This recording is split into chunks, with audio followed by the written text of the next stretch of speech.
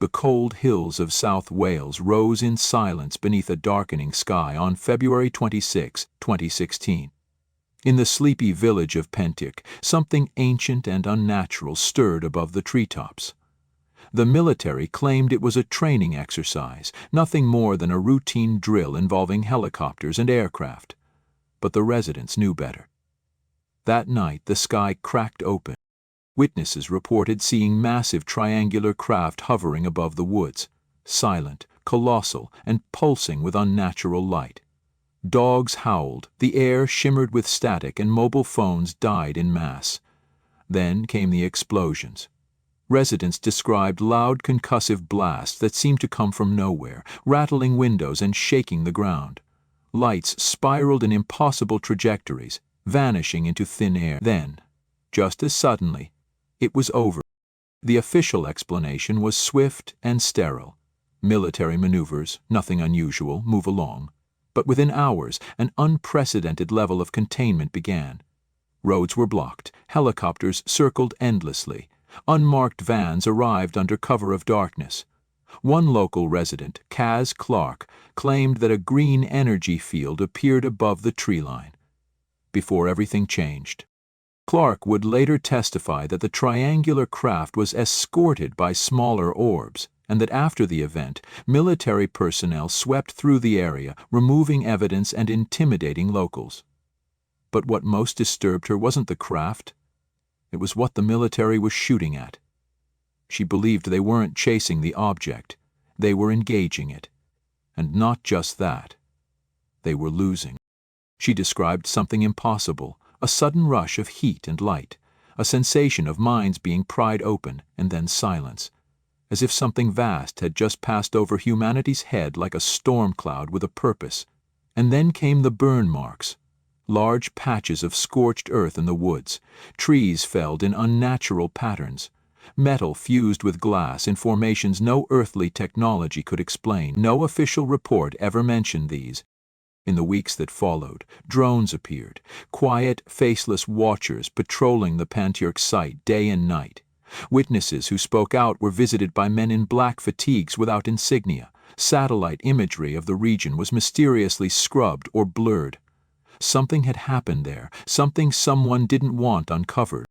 Researchers from the British UFO Disclosure Collective attempted to access MOD documents about that night. Their requests were either delayed, denied, or returned heavily redacted. Yet traces leaked out, air traffic records showing scrambled jets, radar anomalies, electronic warfare signals being broadcast over the village. And deep inside one document, heavily blacked out, a reference to non-human engagement protocol. By April 2016, rumors spread among defense insiders. A black budget program known as Harrogate had been activated for the first time since the Cold War. It wasn't built to monitor Russia or China. Harrogate was designed to detect non-local incursions. Sources claimed the Pentyrch event triggered a Level 6 breach, meaning not just observation but contact.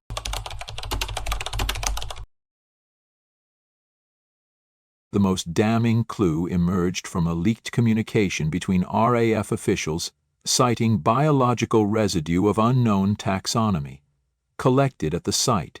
What this meant was never clarified, but one scientist who viewed the data said the genetic material did not appear to originate from any terrestrial organism. That scientist has since vanished. The patterns on the scorched earth near Pentyrch formed strange geometric spirals, similar to sigils found in Sumerian and Vedic tablets. Aerial drone footage from local amateurs was seized by authorities the same week. Those who had copies found their cloud storage mysteriously wiped. And when one researcher reconstructed a single frame from recovered footage, it showed a humanoid shape suspended mid-air, part machine, part light. One former MI5 analyst under pseudonym claimed Pentyrch was not an accident, it was bait, that humanity had been preparing for first contact for decades, but not to communicate, to fight. According to his leaked notes, reverse-engineered tech from crashes like Rendlesham and Roswell had been militarized, and the goal was simple: intercept and disable intruding craft before they could make planetary contact. He alleged that the craft over Pentyrch was not hostile, but escaping, that it had been held perhaps deep underground and was trying to reach orbit. The military strike was not defensive, it was containment. Whatever was aboard that triangle wasn't invading, it was fleeing something even worse. But what could be worse than the craft itself? That question echoed through the darkest corners of classified briefings. Some theorized the triangle was a beacon, a final call from an ancient alliance, warning that Earth had already been claimed. Others believed it was a biological vessel, carrying data encoded in something more ancient than DNA. Hidden in the ruins of old abbeys and stone circles around South Wales are carvings that match the Pentyrch spirals. Once thought decorative, now known to be precise astronomical coordinates. Could ancient peoples have seen this before? Were they warning us? Or were they the descendants of those same fleeing intelligence? One local priest who had studied the medieval manuscripts of Wales claimed that in the 13th century a similar event was recorded in a monastic codex, speaking of the night sky opening as a wound from which bled burning wheels and watchers with limbs of light. The text was locked away by the church. The location? Less than a mile from Pentyrch. And then there's the silence, the deafening silence that follows every inquiry, every FOI request, every whistleblower leak. Files go missing, servers crash, people recant their stories or disappear entirely. Even journalists who cover the event too closely find their careers evaporate overnight. What are they hiding at Pentyrch? What happened in those woods that night, and why does the energy still feel off, as if time itself twisted slightly and never snapped back? Some say the sky is still watching, some say it left something behind, and some say it's coming back for it. What falls from the stars does not forget where it landed.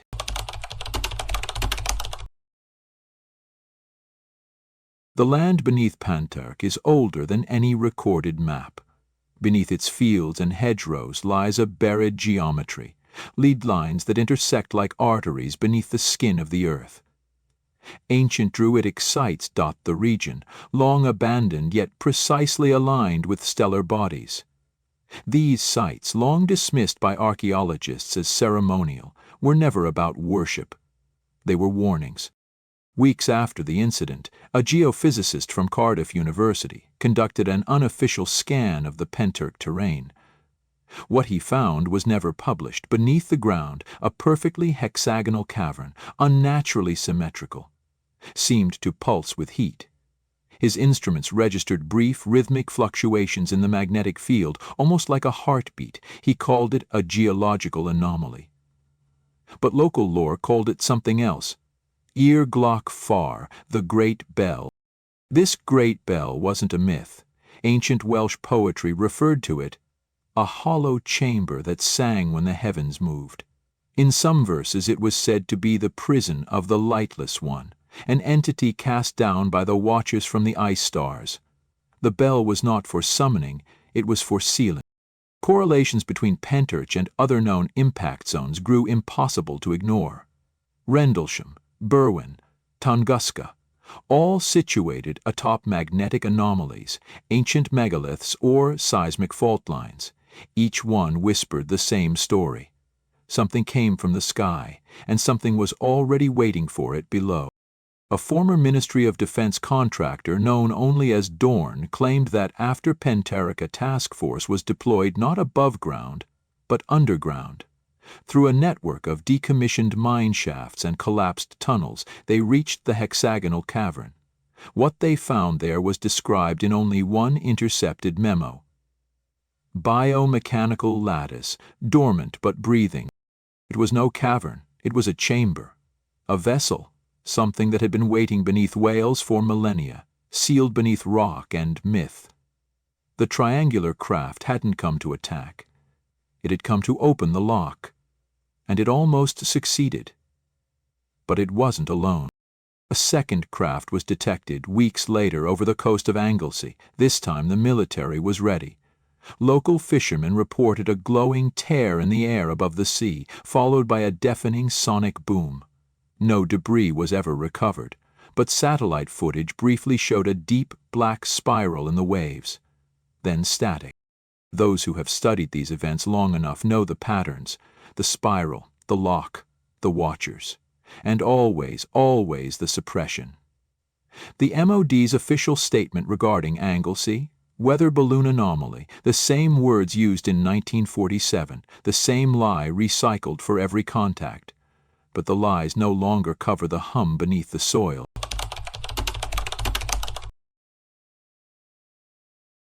The returned in early March. Locals described it as a low vibration, felt more than heard. Animals grew restless, birds vanished, compasses spun. Cos Clark, still under constant surveillance, wrote in her journal, "It's not over. Whatever they tried to bury, it's awake."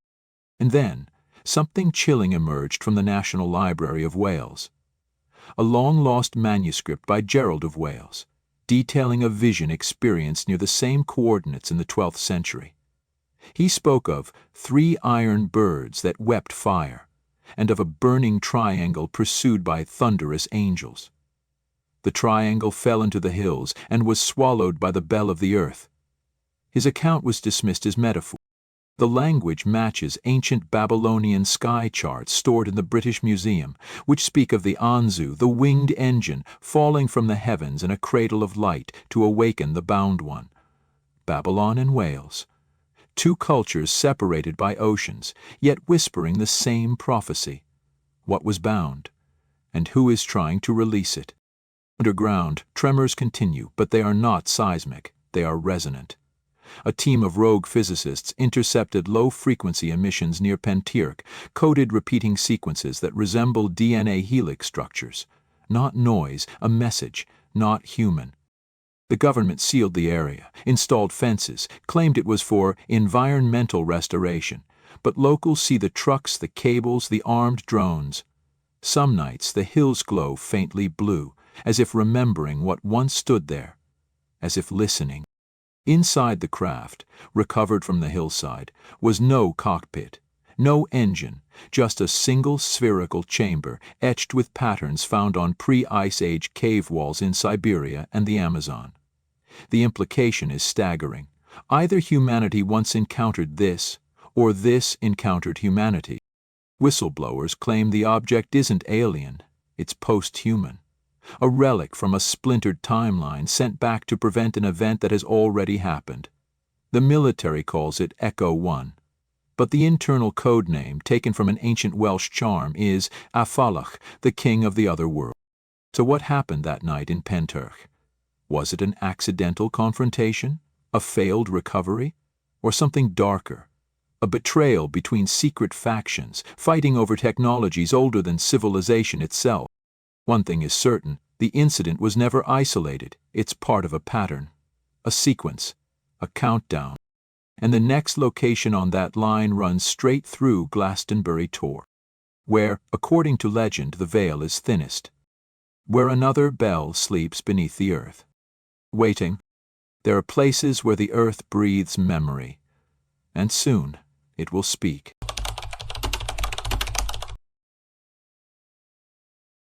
The Glastonbury Codex had remained untouched in the vaults of the Vatican Library for over 300 years.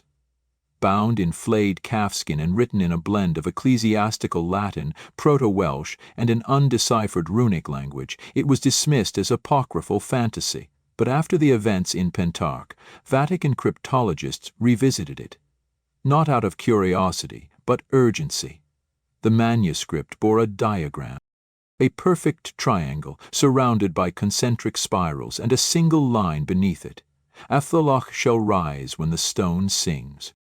The manuscript pages told of 3 fallen vessels that would attempt to unseal the deep womb, and of a guardian cloaked in fire, placed there by those from the night beyond night.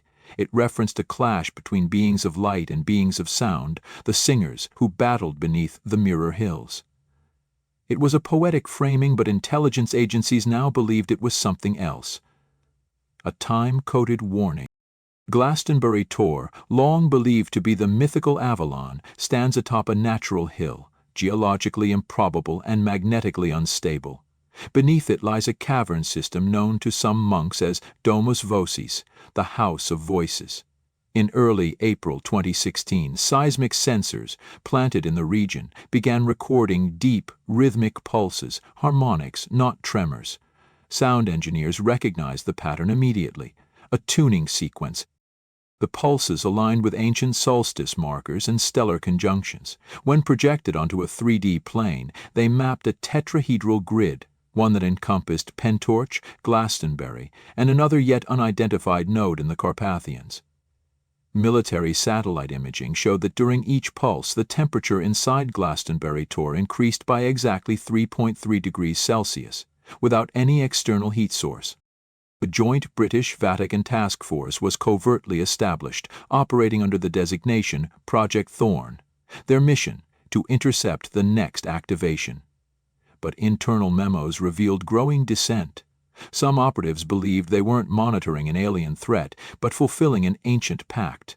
The craft in Pentyrch, they said, had come to remind us the response was war.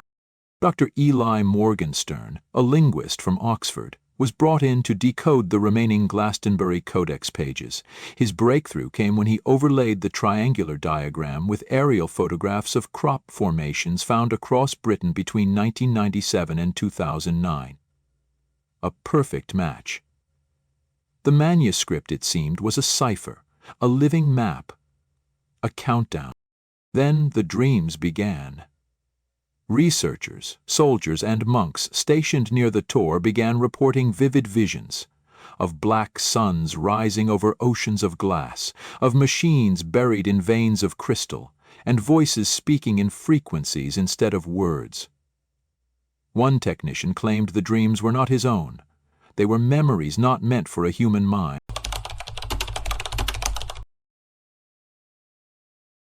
And then, one night, the stone sang.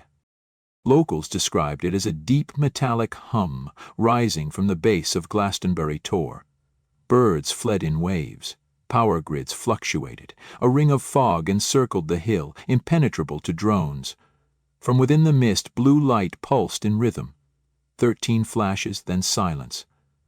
Project Thorn declared the site quarantined. Seismic scans showed a new cavity had opened below the Tor, extending downward at a perfect angle, 33 degrees northeast, aimed directly at Pentyrch. The resonance was spreading. Across Europe, ancient sites began to pulse with the same frequency.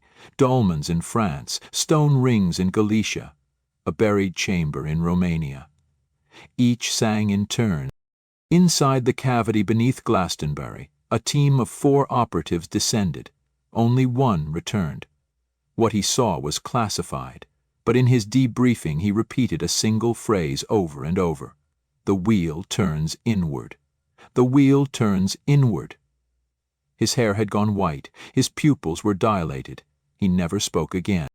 Satellite footage from that night showed a triangular shadow matching the Pentyrch craft hovering for 23 seconds above Glastonbury Tor. Then it blinked out. Not sped away, simply disappeared. The mist collapsed. The hill stopped. But something had changed. The hill was no longer just land. It was a transmitter. Back in Pentyrch, animals grew restless again. Night birds screamed at dawn. Electrical signals began spiking with unknown data packets. Quantum noise layered with rhythmic intervals. AI models attempting to decode it failed, except one. A neural network trained on Sumerian myth produced a single phrase from the noise. It returns through the mouth of stone. Military operatives began disappearing, not in combat, in dreams. They would fall asleep and never wake, eyes flickering with REM spasms for days. One nurse swore she heard a deep frequency thrumming from their skulls. Like a tuning fork, she said, but hollow. Like something was listening from the other side. With Glastonbury's lock broken and Pentyrch's seal breached, one node remained, the Carpathian site. Older than writing, buried under collapsed monasteries and long-forgotten battlefields, it holds the deepest resonance. The Vatican, MI5 and a rogue American agency are all racing toward it. But someone else is already there. You're waiting. When the stars align, the gate will not open. The world will fall into it.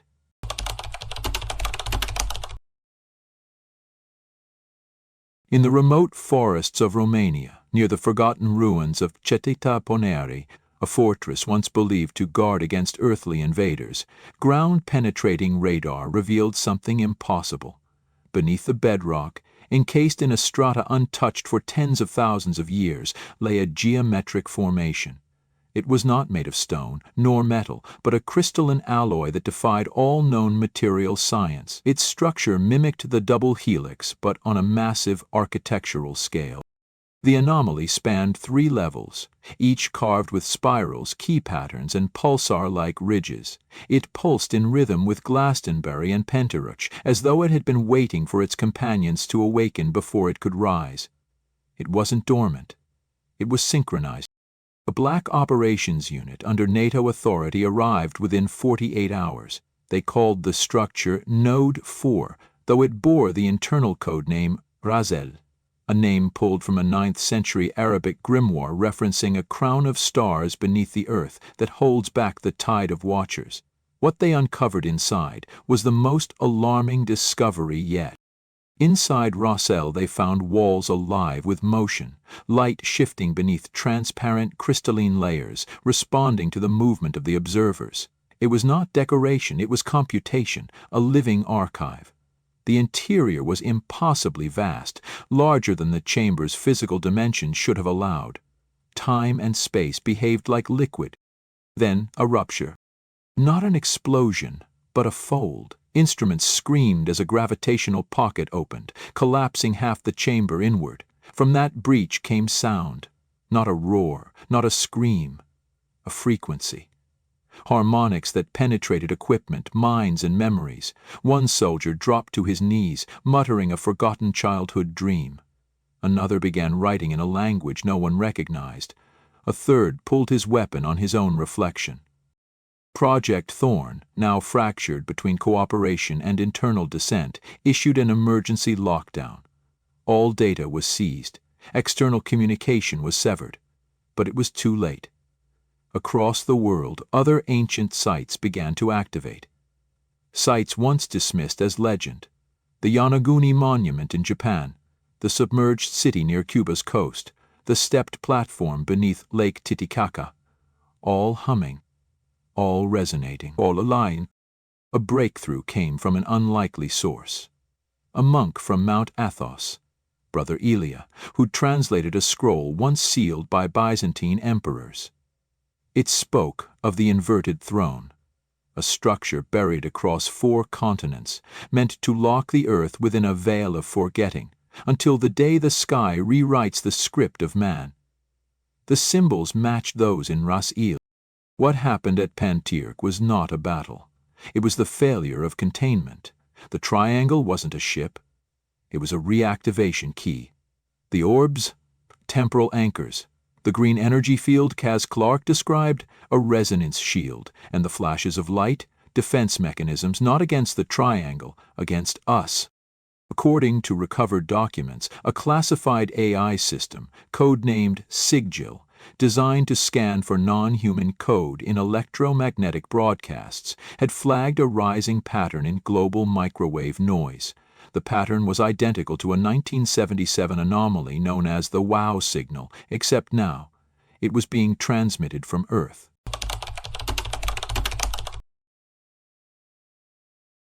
The signal pulsed at exact 11-minute intervals. Each burst repeated one visual schematic, a triangle atop a spiral, encased in a cube.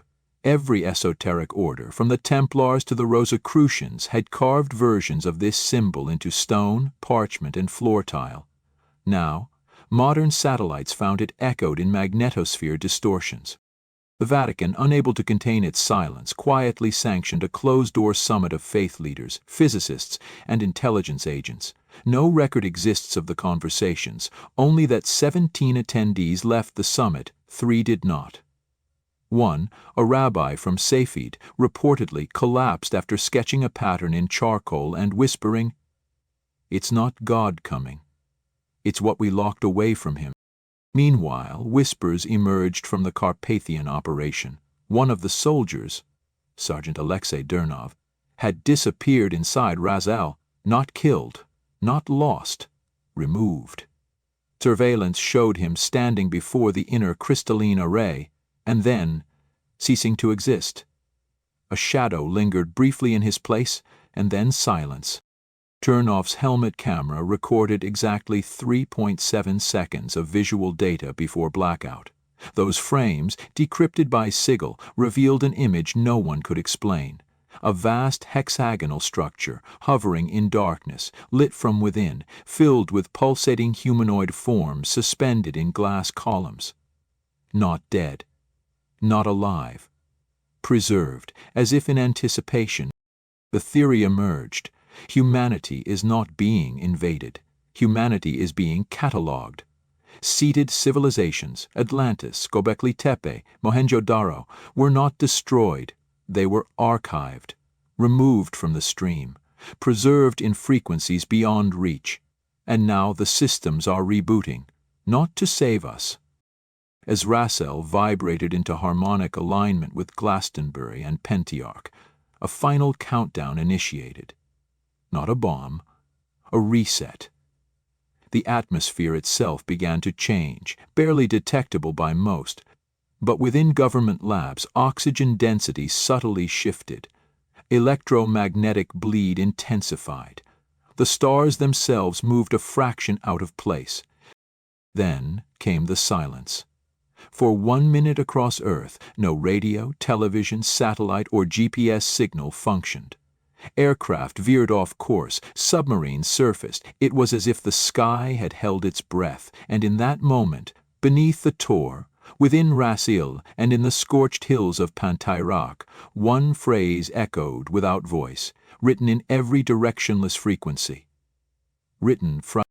What does that mean? By whom? For what purpose? And most disturbingly, what happens next?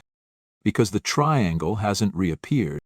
The spirals are still glowing, and somewhere, deep beneath the Carpathian Mountains, a chamber once dormant begins to open. The last lock is not stone nor sound, it is your willingness to forget.